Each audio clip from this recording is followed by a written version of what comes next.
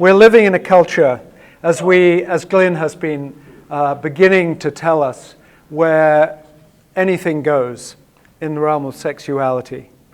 There are no boundaries anymore. And we've come very fast, very quickly into this situation over the last 60 to 80 years from the time, as Glyn said, of people like Hugh Hefner. And we Christians feel very much like not fish, maybe fish out of the water, but certainly when we're in the water, we're swimming against the stream or against the tide, and we feel incredibly lonely because our story is so different from everyone else's. And as I reflected one time on this quote, which I think is a really powerful and helpful quote from Christopher West, if we want to know what's most sacred in this world, all we need do is look for what is most violently profaned. Sacred, profaned. And it is in the area of sexuality that we feel both the potential for incredible beauty and glory, and yet what we see is the power of incredible destructiveness. I sat down one day and I made a list of all the ways in which our sexuality is broken. This is pretty depressing. Now, unlike Glyn, I'm going to give you a lot more content in the slides, which I won't speak to. You will have there and will be available on the recording later. But if you just begin to list the agony that is caused by different forms of sexuality, going from pornography and sexual addiction and prostitution and rape and sexual slavery and so on. I sit with people in counseling and hear stories of incredible brokenness in every area of life, especially in this area. But also, I hear stories of amazing healing and redemption, which brings me great hope that we do have another story, and we'll get back to that tomorrow. Beyond my counseling office, 6 in 10 women in the world will experience some sort of sexual violence at the hands of men, and many young men too. 1.8 million children a year go into the commercial sex trade. And we could go on listing horrendous statistics.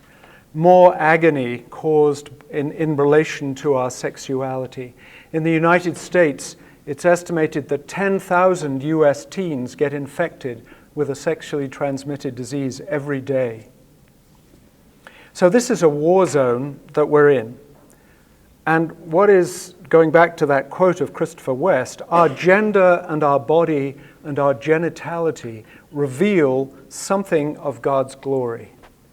And evil despises glory. Evil despises beauty, doesn't it? It's out to destroy. The evil one lies. He makes you believe lies about your body, about your sexuality. He steals our innocence. He accuses us with incredible shame and guilt about our sexuality.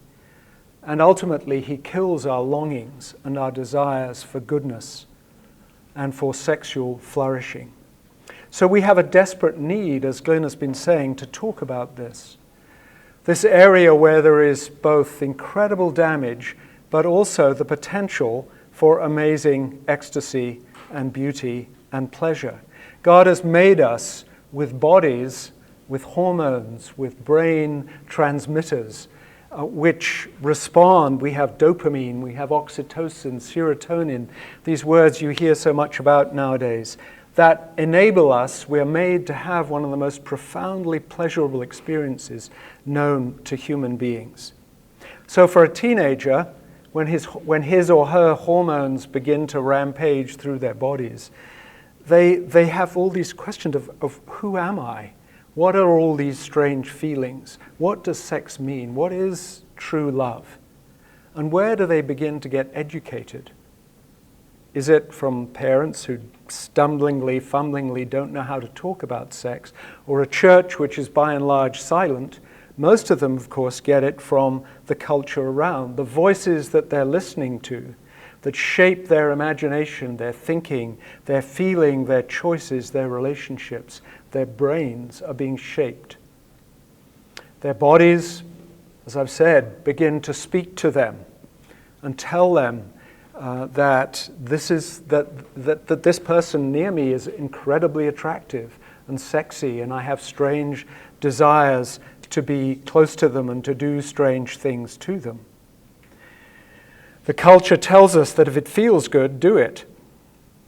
So it's a biological urge. Well, we eat when we feel hungry, so why not have sex when you feel hungry? And we go back again and again for it. So the Bloodhound Gang said, you and me, baby, and nothing but mammals, so let's do it like they do it on the Discovery Channel. That's all we are, just more sophisticated animals. Follow our desires, follow what makes us feel good. And we're surrounded by the perfect sexy body industry that tells you how you should look if you're going to attract the guys or the girls. Everywhere we go, we see these images. And movies over the last 20, 30, 40 years show people having multiple partners. Most movies or TV shows have couples jumping into bed after meeting only once or twice. It's the first thing you do in a relationship. Love means sex as soon as possible, especially if you really care about someone. Much rap music is about sexual exploits. Promiscuity is a badge of honor. Men denigrate women as merely objects of pleasure, and as objects of pleasure. Cosmopolitan, one of the best-selling magazines in the US, especially in the college scene, and this is sort of symptom of the sexual liberation that shouts at you as you go into the grocery store or leave it from the magazine racks, unleash your lust, or orgasms unlimited. So why wait? A culture of why wait. One young woman said, we slept together on the second date. It seemed like the natural thing to do. And of course, contraception means that there are far less obstacles to uninhibited pleasure. So the cohabitation culture, a huge increase in young people living together since 1960. It just seems like what you do, said one young woman. And unfortunately, there's an approximately, not unfortunately, well, yes, unfortunately, there's approximately an 1,800% increase in the number of people living together since about the 1960s. A massive increase. And so, and when we look at, does this in fact make marriage more successful, we find many couples who are less committed, less honest with each other, and many whose marriages break down later. It's sold as, we're going to find out whether we're compatible. But sadly, it doesn't work that way usually. And then the hookup culture, which is particularly rampant in the college scene in the States, this what has been called friends with benefits, this idea of casual sex without a relationship or attachment or a commitment.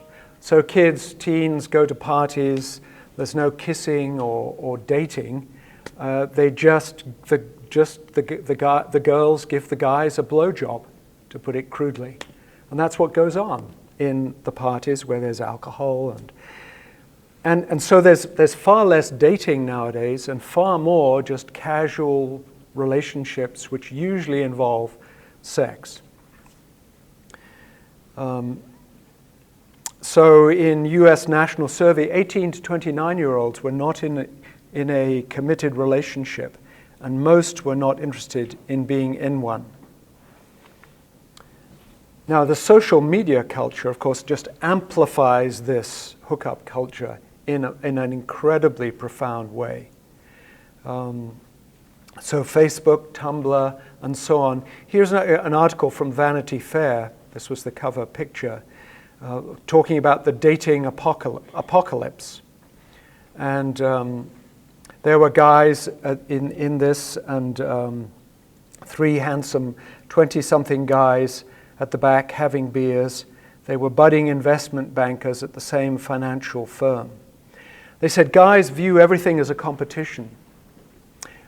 Who slept with the best, hottest girls? With these dating apps, you're always sort of prowling. You could talk to 2 or 3 girls at a bar and pick the best one, or you can swipe a couple of hundred people a day on Tinder, the simple sample size is so much larger. It's setting up 2 or 3 Tinder dates a week, and chances are sleeping with all of them. So you could rack up 100 girls you've slept with in a year. And the girls say a similar sort of thing. If I can find the quote here. They say about the guys, they start with "send me nudes," or they say something like, "I'm looking for something quick within the next 10 or 20 minutes. Are you available? Okay, you're a mile away. Tell me your location." It's straight efficiency. And so it goes on. Tom Wolfe is famous for his baseball analogy about hookups. In the era of hooking up, first base meant deep kissing, groping and fondling. Second base meant oral sex. Third base meant going all the way, and home plate meant learning each other's names. That's the way in which this hookup culture has taken us. But sadly, and there's quite a lot of research on the effects of the hookup culture, and one of the researchers, Budziszewski, says, "We are not designed for hooking up. We're designed for bodies and hearts to work together.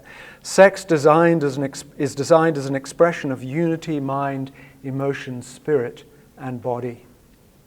Sex is like an adhesive tape," he says. "Promiscuity is like ripping the tape off again. If you rip it off, rip it off, rip it off, eventually the tape can't stick anymore."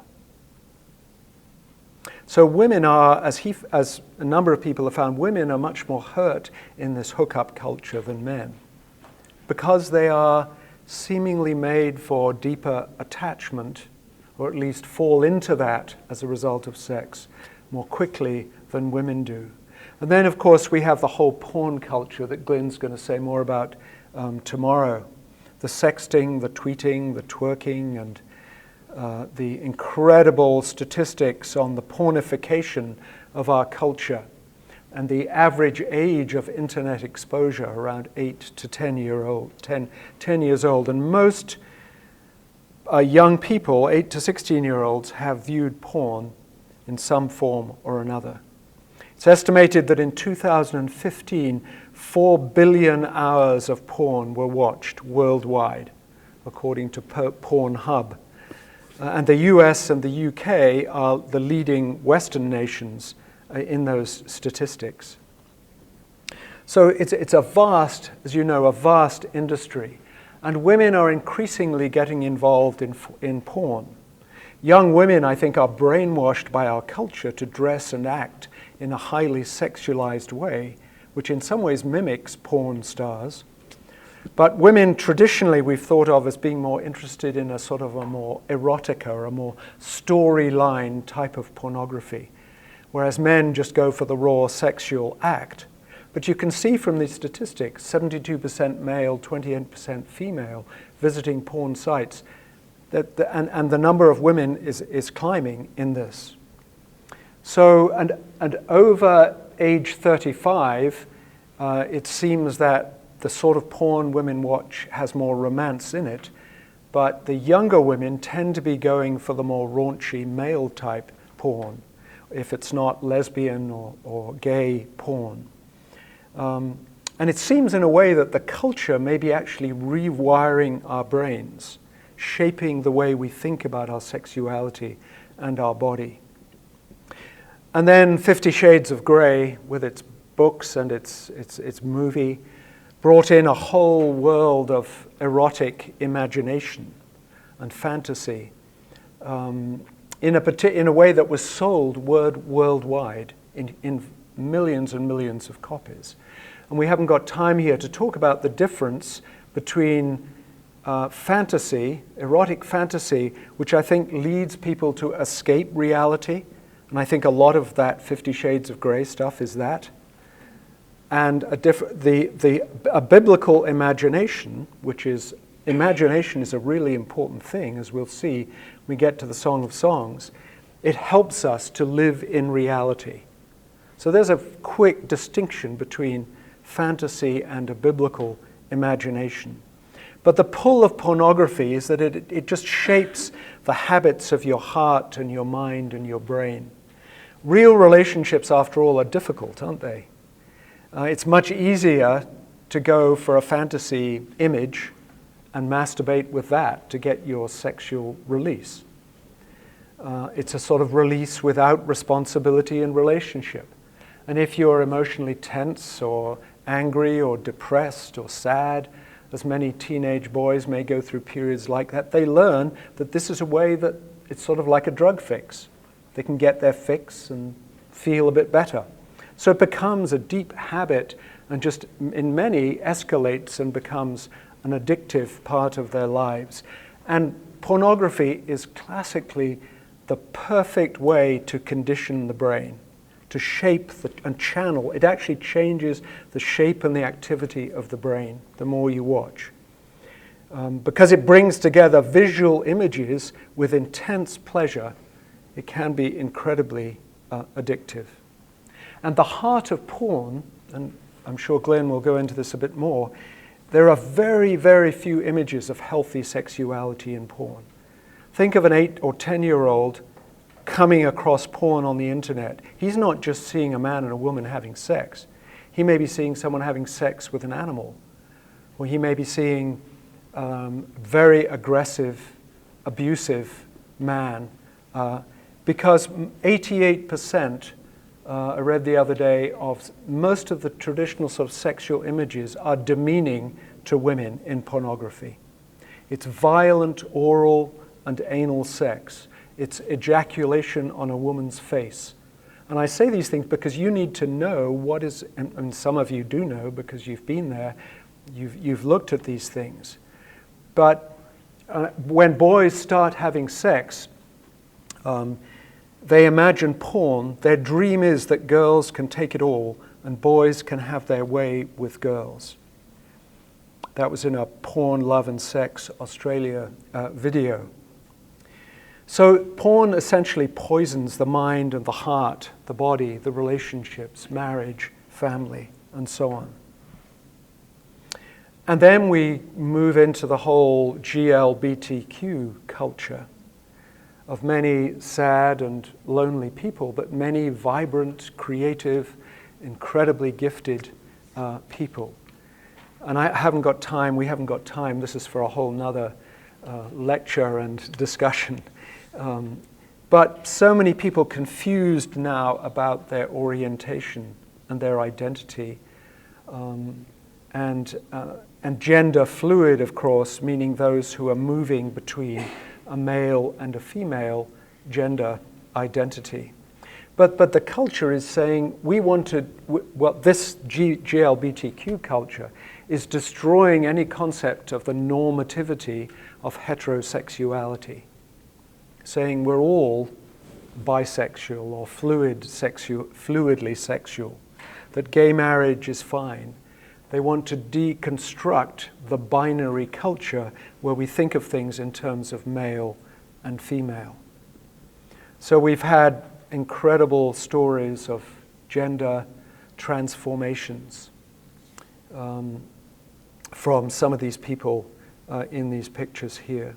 So we're left with huge questions out of all of this. And just to underline Glyn's point about expressive individualism, coming from a counseling background, Carl Rogers is the sort of guru of the beginning years of counseling. He said this way back in the 1950s or 60s. Experience, he says, is for me the highest authority. It is to experience that I must return again and again to discover a closer approximation to the truth as it is becoming in me. Neither the Bible nor the prophets, neither Freud nor research, neither the revelations of God or man can take precedence over my own direct experience. That's exactly what expressive individualism is about, what radical individualism is about. We've thrown out any sense that there is a maker who gives us instructions on how we may flourish best, how we may live. We've thrown out the map and we're just saying, we'll go it on our own. We don't need that. Now, sadly, the church, and I'm almost done here, has over the centuries distorted our understanding of sexuality in pretty profound and sad ways. If you think of the Gnostic, Platonic idea that the body is bad, the spirit is good, that immediately makes you begin to feel ashamed about your sexuality. Or you say, I can do anything I want with my body, but my spirit is going to go to a different place, which is sort of what Paul was addressing in 1 Corinthians. And then you have ideas that to enjoy sex is really not good. You can have a baby, you can have intercourse, but don't get passionate. Don't enjoy it too much. That's not very spiritual activity. Anyone who is too passionate a lover with his own wife is himself an adulterer, says Jerome. And then we have Augustine's story of his struggle with sexual addiction. And then his sort of almost renouncing of sex as being a really bad thing.